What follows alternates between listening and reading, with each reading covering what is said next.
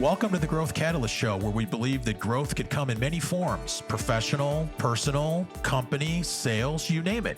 I'm your host, Dan Mahoney, founder of Transcendent Sales Solutions and a guide to a world of growth possibilities. I've spent my career empowering companies and their people with strategies that accelerate growth. I'm here to bring you stories of these business leaders and their trusted advisors to gain insights into their journeys and learn how they fuel their own growth.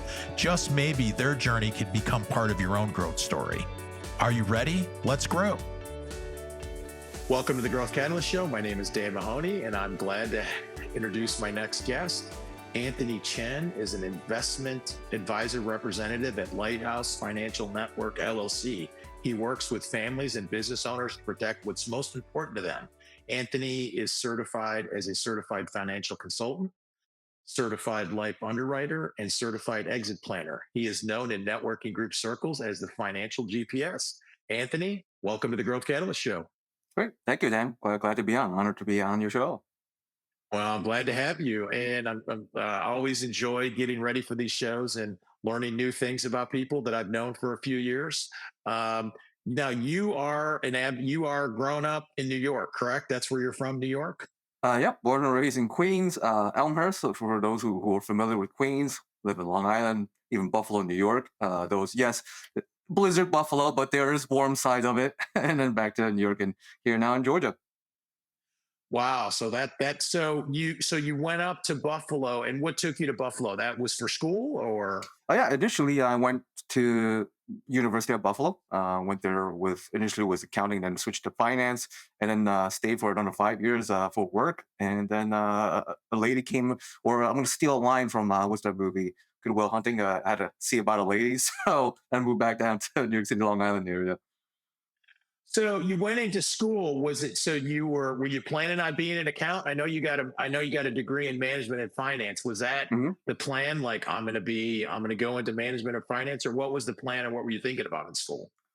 Initially, I thought an accounting degree was necessary in order to be a financial advisor. And then I took a finance class, Professor Mandel. That's how much of he had an impact on his finance 101. And he kind of opened up the class. Hey, if you want to understand money and help people with money and make money, if you're an accountant, you need to switch to finance. Like, oh, wow. That's how he opened up the first class. And then I switched over. So did you know, kind of going in, like, eventually I'm going to be in the financial advising world? That's something you wanted to do? Figured out pretty early on. I call it my midlife crisis at 17. And in high school. Yeah. So originally I wanted to be a computer scientist or programmer and kind of design and make games, because I thought, hey, I like playing them. What could possibly go wrong coding for it? And then 3 years of going into it, like, yeah, playing it is a little different than coding for it. Than actually making it. Yeah. Yeah.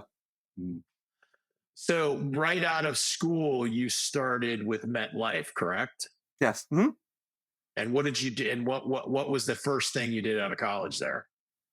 It was just a financial advisor. Well, kind of long story short, as I was kind of interviewing some of the companies, and when I got to MetLife, now to kind of put things in perspective, I graduated in 2008 with a finance degree. Probably the worst time with a finance degree one could pick with it. When the markets were like disintegrating. Welcome to the business.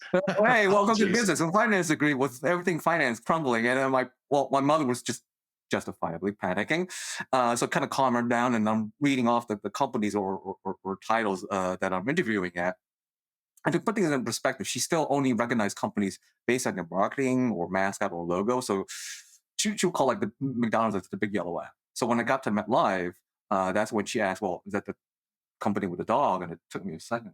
You mean Snoopy? Because Peanuts and Snoopy was MetLife's mascot at the time. And I thought, well, yeah, what does that have to do with anything? And she goes, well, our advisor is from there. But I've never seen any strange person at the house. You've never mentioned anything about financial planning. She goes, well, where did you think your college funds came from? I go, oh, okay, touche. And long story short with that is, little did I know, an advisor been involved in our family's life since I was born. And quite fortunately for that kind of intervention with that particular advisor, I'm very lucky to graduate without any college debt. And since MetLife kind of inadvertently put me through, I decided to start my career with them. That's awesome. So you found out that way, and then now, and I know you told me some big news earlier, is you're probably getting ready to maybe do that same thing yourself.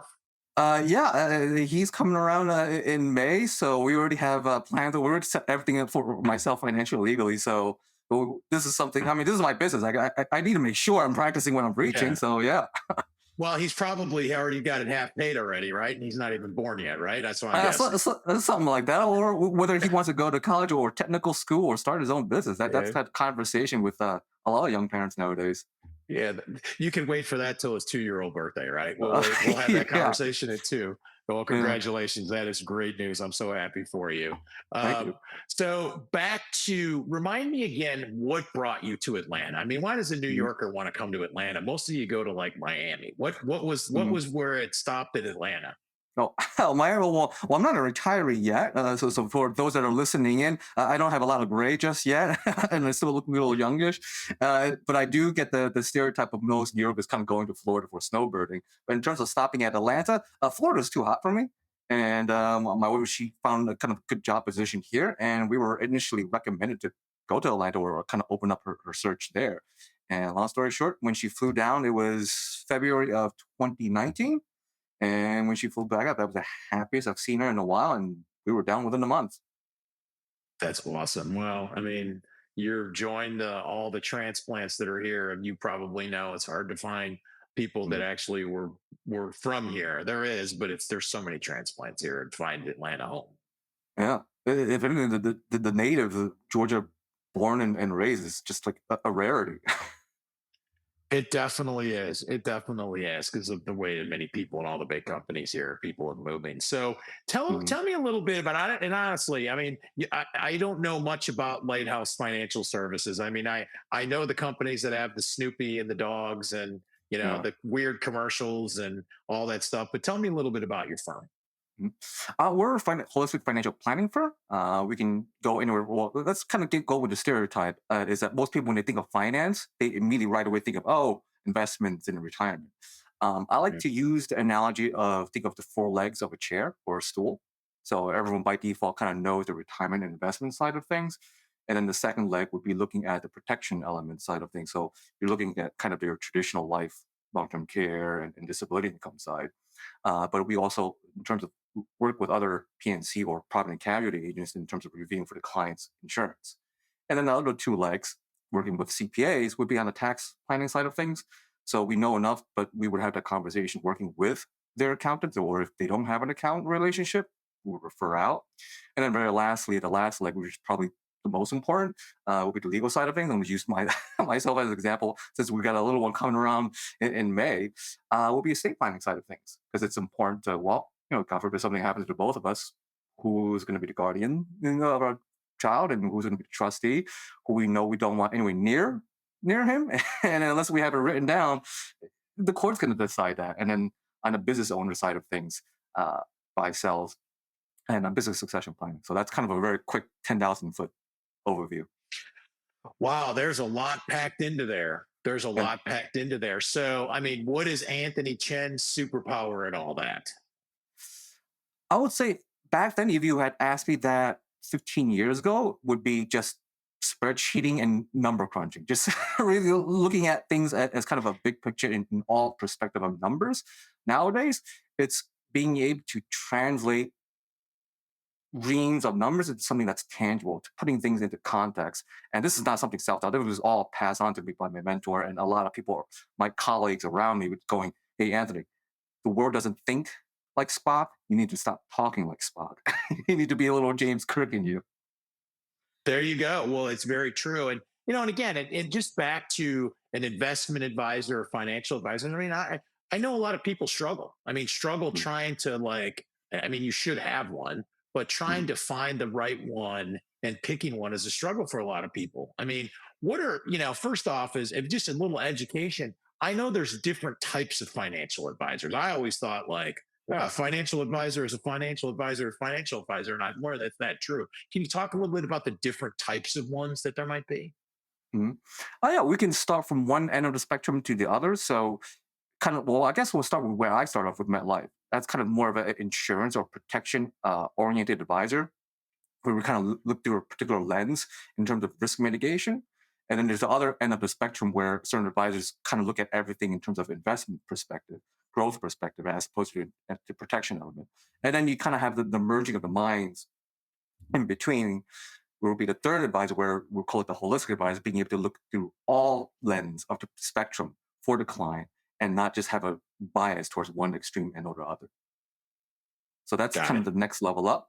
And then the very last end, to be really holistic per se, is going above and beyond just of the services and the products that the advisor would provide, but also being able to look at other risk or growth potentials for the client. Let's say a business owner, let's say as they're just kind of general conversation, and then the advisor listens, hey, if this business owner is looking to, let's say, grow their brand and grow their business, well, has this client of mine talked to, say, an IP attorney to protect their brand? Now, I don't do anything with law in that regard, but I know Mhm. enough. Okay, I don't do this, but I know a professional that should have this conversation. Let's take a moment for a quick word from our sponsor. This episode of the Growth Catalyst Show was brought to you by Transcendent Sales Solutions. Whether your company is facing uncertainty, declining sales, or resource limitations, Transcendent Sales has the solution. Their team has decades of experience helping businesses find alignment to meet their growth goals and transforming underperforming sales organizations into revenue-producing market leaders. They take a hands-on, results-oriented approach to solving sales challenges. Visit transcendentsales.com to learn more and subscribe to the bi-weekly Growth Catalyst newsletter for insightful growth strategies. Transcendent Sales Solutions, empowering businesses to reach new heights. And now back to the show. Yeah, and that's a good explanation. I always think of, financial advisors. You have some that are more advisory, some are more products based, and then you have others that are, working with, high net worth individuals. I always looked at them in three buckets. I wasn't looking at it more broadly enough. Well, that's kind of a little also on the industry side of things, a little bit our fault, because some always push on products, some kind of push on just kind of financial advisory, and then there's very few kind of rises to the top. Like, well, if we want to be a true advocate for the client, we need to look at all the other aspects outside of our own little silo. hmm And I'm guessing you get a lot of that with business owners. I know you brought up business owners, and I know you're a certified exit planner. Talk a little bit about how owners, and I work with a lot of businesses as well in Mhm. their exit when they're trying to build and grow their sales. Where do you fit in their exit and helping them as an exit? As a certified exit planner. Well, for me, I'll be at the very tail end, but I would help them figure out the number as opposed to just kind of whether it's their golfing buddy or fishing buddy or what have you. It's, oh yeah, well, my partner, yeah, he sold his business for 20 million, so I should be able to do it too. It's like, well, are you in the same business? That's the first question. Second of all, why 20 million? Where did we get that number? And more importantly, is that number one realistic? And two, do they really need it or do they need more? So until Mhm. we actually figure out, okay, what is their retirement lifestyle or whatever their goals are, that will determine what should be I guess we would call it the benchmark or the North Star. And from there, I can relay that message to their business attorney, their accountants, and whoever is coaching them and running their business. Okay, here is why we need to hit this number because this is their specific personal financial goal. So Right. at least once we can get that number, everything else just kind of falls into place where we drive the value of the business to get to that sale price. So the number is based on like what the number they need after exit, basically. Yes. What Mhm. so do I want to spend my retirement, playing shuffleboard at the local place or playing golf at the finest golf courses all over the world, basically. Yeah. That's how the number changes. Mhm. Got it. Got it. Okay. Okay. And then, well, I'm interested. I mean, and that's fascinating with this owner. How, and there's a lot of financials out there, financial advisors out there. Mhm. How do you find your clients? I'm curious. How do you find your clients and get those, whether individuals or business owners to find you? It's really just networking, having conversation, and creating relationships with other referral partners, whether it's business attorneys, other accountants, bankers, and just general networking, being engaged in the business community and chambers of commerce. I would like to say I have kind of the secret sauce, but I really don't. There's nothing new under the sun. It's really just being out there as engaged as possible and being seen as someone that is giving advice and connecting others freely. And when people kind of get that vibe in terms of your general character over time, they'll gravitate towards you. Well, and I have to say, I have got to know you over the years in a few networking groups, and you're very well respected, and you're a true servant leader, and viewed very positively by everyone. And a lot of it is because you're there, and you're not usually the guy that's always maybe in the center of the room, but everybody knows when you're there, and you just have a way about you that's comforting to people. Can you? And networking is difficult, and can you give some essentials on really being successful at networking? Because not everyone is good at it and struggle. And so a lot of people struggle with it. Well, thank you. Yeah.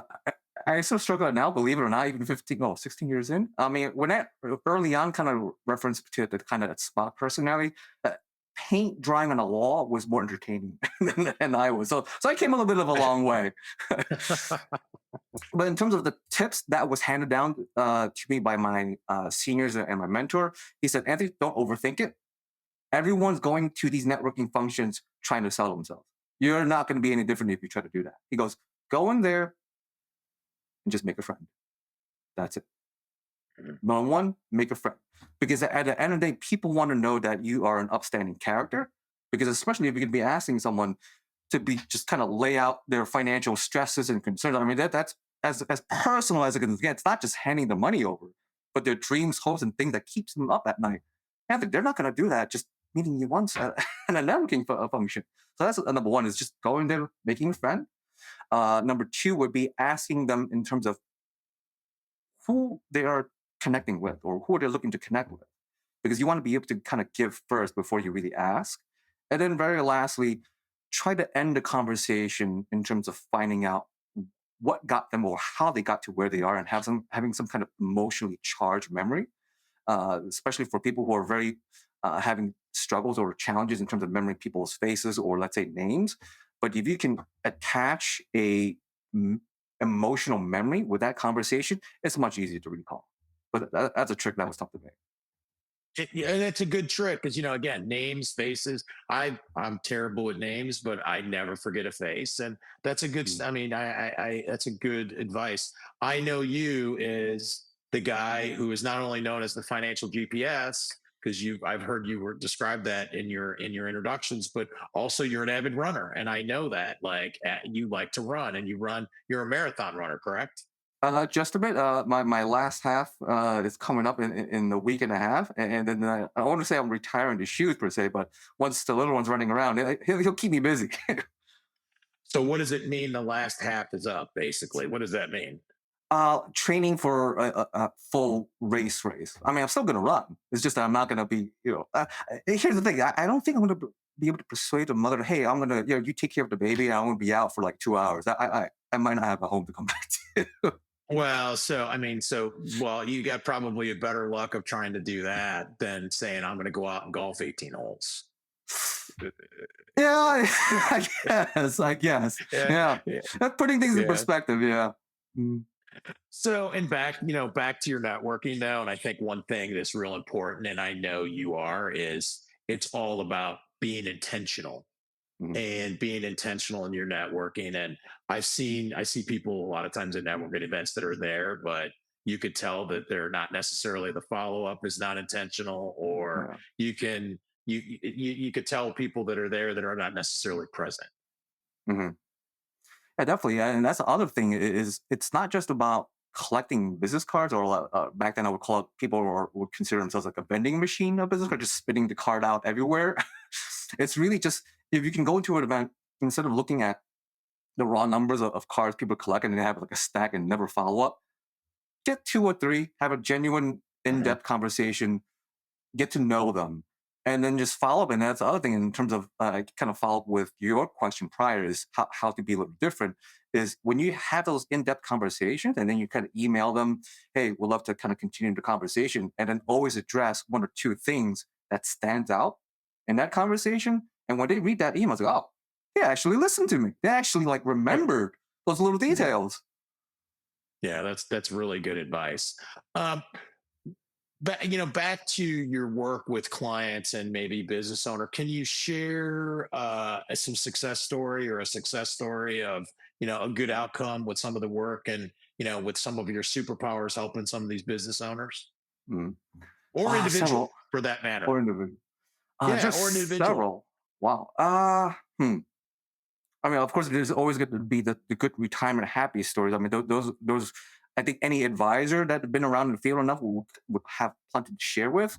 But I think the Mhm. one that had the most impact on me, and that really cemented the fact, again, kind of shout out to Darrell, where he helped me shift my perspective when it comes to financial planning. It's not just about growing the size of the portfolio or turning this, but really giving the client permission to experience life. And when you ask me that question, I think that helps me recall back to this particular couple where we were planning for their kind of retirement, and she was kind of reluctant in retiring early in terms of taking that Social Security and thinking that she should kind of hold off. But at the same time, her husband kind of had gone through 2 bouts of cancer. And looking in terms of his health history, we were thinking, maybe you should take that retirement early because at the end of the day, it's not guaranteed tomorrow for him. And for me, it was more important that they be able to spend that those years or memories and build that up because at the end of the day, you're not going to be able to buy that time back. You're not going to be able to buy that experience back. And she was very reluctant until we finally persuaded her, hey, we can make this work. This is important to you. It's between you and your husband. That's more important than money at the end of the day. And then she was so happy. She's like, all right, great. And then I remember as we were counting down and we went to review, kind of finalizing things, she had this, I don't know, well, a paper chain, kind of like elementary or kindergarten school project. And we saw that we didn't notice before at the doorway. It's like, what is that? Is it from your grandkids? She goes, no. Every day I go out that door, I cut a chain.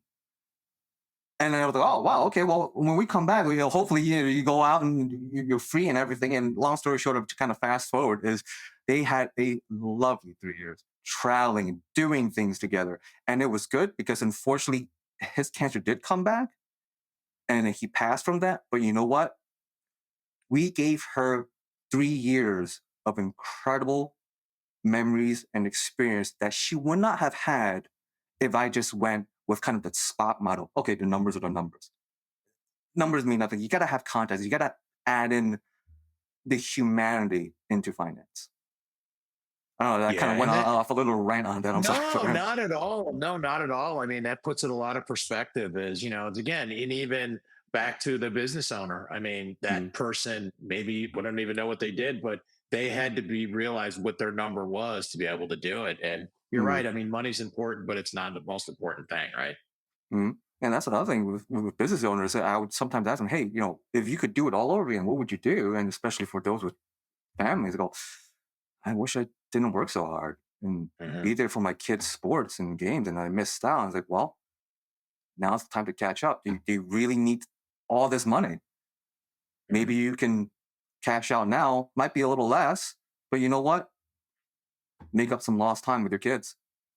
It's being present is really what it is. So, Anthony, this has been a great conversation. If someone's interested in learning more about Anthony Chen or about Lighthouse Financial Network, what's the best way to get a hold of you? Many ways. Either just you can connect me with LinkedIn. That's my name, Anthony Chen, Chen, or you can reach out to my email, which is really my full name, Anthony Chen, Chen, at lfnllc.com. Anthony, thank you so much for the education and learning more about what you do and how you help business owners. I really appreciate you taking time coming on the Growth Catalyst Show today. Thank you for having me on the show, Dan.